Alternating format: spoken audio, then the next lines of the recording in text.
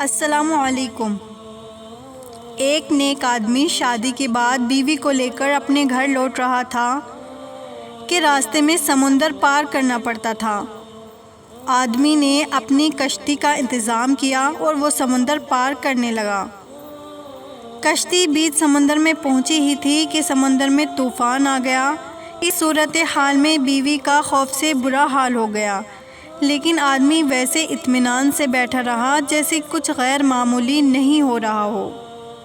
یہ دیکھ کر بیوی کو حیرت ہوئی اور وہ غصے سے بول اٹھی، آپ کو نظر نہیں آ رہا؟ طوفان کشتی کو ڈبونے لگا ہے اور ہماری موت سر پر ہے، اور آپ اطمینان سے بیٹھے ہیں۔ یہ سنتے ہی خاوند نے اپنی تلوار میان سے نکالی اور بیوی کی شہ رگ پر رکھ دی۔ بیوی ہنس پڑی اور بولی، یہ کیسا مذاق ہے؟ خاوند نے پوچھا، کیا آپ ابھی موت سے خوفزدہ نہیں ہو رہی؟ کیا آپ کو ڈر نہیں لگ رہا کہ میں آپ کا گلا کاٹ دوں گا؟ یہ سن کر بیوی بولی، مجھے آپ پر اور آپ کی محبت پر پورا اعتماد ہے۔ مجھے پتا ہے آپ مجھ سے بے انتہا محبت کرتے ہیں اور یہ تلوار آپ کے ہاتھ میں ہے تو مجھے نقصان نہیں پہنچا سکتی۔